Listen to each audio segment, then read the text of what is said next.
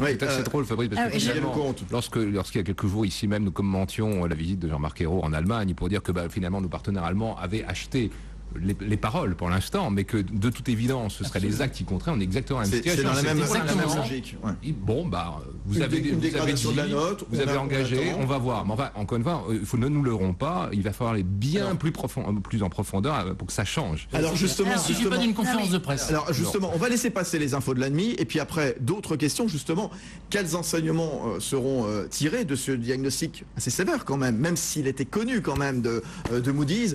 Quelle réaction du gouvernement? Est-ce que ça va le pousser justement à aller plus vite, plus fort, à engager peut-être ce choc que refusait il y a une semaine pile François Hollande lors de sa conférence de presse? Les infos de la nuit sur BFM Business. On se retrouve dans un instant, les décodeurs de l'écho, avec une députée de la majorité, un député de l'opposition, Éric Delannoy du cabinet WIV, Benaoud Abdeldaïm qu'on va retrouver dans un instant, et puis notre agitateur Olivier Lecomte, professeur de finance à Centrale Paris. À tout de suite, bonne soirée.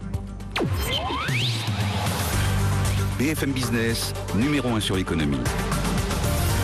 Tous les vendredis sur BFM Business, offrez un coach à vos économies. C'est votre argent, Marc Fiorentino. Retrouvez-moi tous les vendredis à 19h, on va parler de votre argent.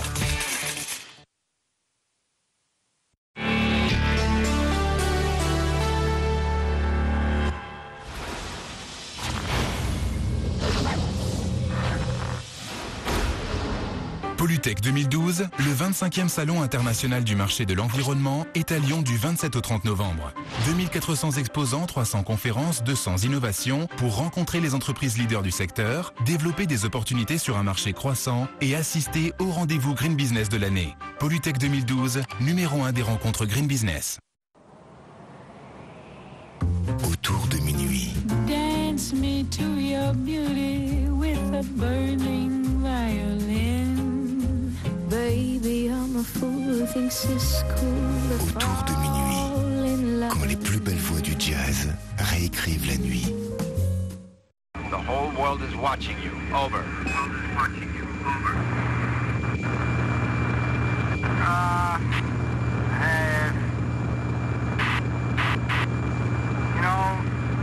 On second thought, I'm not really sure. I don't know. I'm gonna think about it.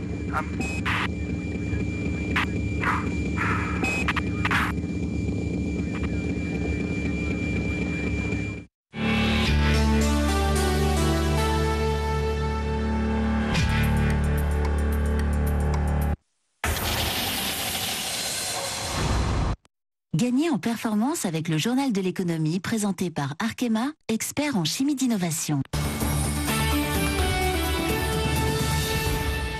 Merci d'avoir choisi BFM Business. Il est 19h30, l'essentiel de l'info. Et tout d'abord, bien sûr, la dégradation de Moody's qui souligne l'importance pour le gouvernement de maintenir le cap et de redresser les comptes publics. Une déclaration de François Hollande tout à l'heure devant les maires de France réunis en congrès. Bercy assure que cette dégradation n'en remet pas en cause les fondamentaux de l'économie française. Le gouvernement voit surtout dans cette décision une sanction de la politique du précédent gouvernement. Et puis l'Allemagne également minimise. Selon le ministre allemand des Finances, la note de la France est toujours stable. Wolfgang Schäuble met en garde contre une dramatisation excessive. Et puis les marchés sont restés de marbre puisque le CAC 40 a même fini en hausse ce soir de 0,6%. Et c'est dans ce contexte particulier que se tient une réunion de l'Eurogroupe à Bruxelles. La Grèce est le sujet central. Au menu des discussions, le déblocage d'une nouvelle tranche du plan d'aide. Une nouvelle enveloppe qui pourrait aller jusqu'à 44 milliards d'euros. Un accord politique est sur le point d'être trouvé. Une déclaration à Bruxelles du ministre des Finances, Pierre Moscovici. Aucune fraude n'a été prouvée après l'élection de Jean-François Copé à la tête de l'UMP. C'est la réponse de la commission interne après les différentes accusations. À la suite de cette élection, première défection, le centriste Pierre Méhaignerie quitte l'UMP pour rejoindre l'UDI de Jean-Louis Borloo. François Fillon, pour sa part, reste au sein de sa famille politique. L'ancien Premier ministre a refusé aujourd'hui la vice-présidence de l'UMP que lui a proposé Jean-François Copé. Le président du parti veut rassembler et éviter un retour à la rivalité entre la droite et le centre. Une trêve entre Palestiniens et Israël devrait être annoncée ce soir au Caire. Elle interviendra au 7e jour du conflit dans la bande de Gaza. Les efforts diplomatiques se sont poursuivis toute la journée sur le terrain. Les hostilités ont continué. C'est un peu le Jérôme Kerviel d'UBS. L'ex-trader de la Banque Suisse a été reconnu coupable de fraude par un tribunal de Londres. Il est condamné à 7 ans de prison. Il est accusé d'avoir fait perdre plus de 2 milliards de dollars à la banque.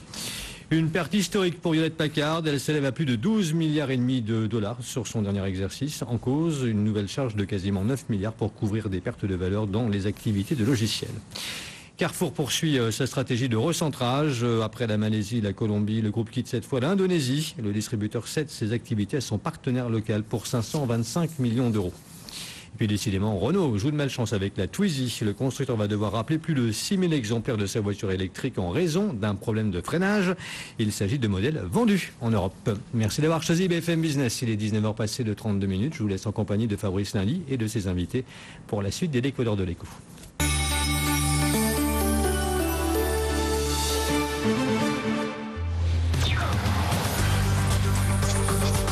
BFM Business, les décodeurs de l'écho, Fabrice Lundy. Voilà, on revient après les infos de la nuit, donc sur BFM Business, les décodeurs de l'écho ce soir autour de la dégradation de la France par Moody's, cette perte du triple A, ça nous a beaucoup occupé tout au long de la journée. Tiens, justement, question de Jean-Michel. Jean-Michel, fidèle téléspectateur des décodeurs de l'écho. Tiens, Olivier Lecomte, je vous la pose. Il nous dit « Je suis absolument effaré que BFM Business ait fait la une de toutes ces émissions du jour avec la dégradation de la note française par Moody's alors que c'est un non-événement absolu. » Et c'est vrai qu'on en a parlé il y a quelques instants avec notamment le CAC 40 qui a terminé dans le vert, plus 0,6%, les valeurs bancaires qui n'ont pas du tout été affectées. Olivier Lecomte, on a eu raison ou pas de s'y intéresser à cette dégradation? Parce que c'est pas banal quand même, le triple A d'un pays qui disparaît.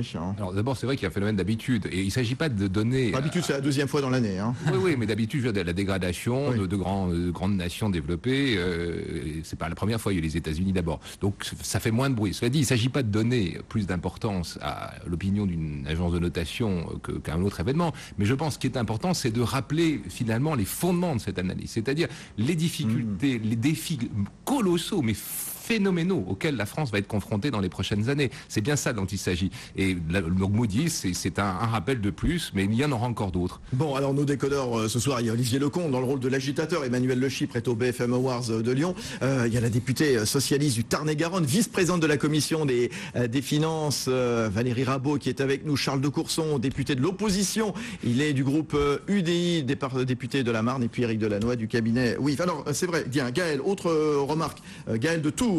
Sur les décodeurs de l'écho @bfmbusiness.fr. Tiens, gouvernement et opposition se renvoient à la responsabilité de la perte du triple A.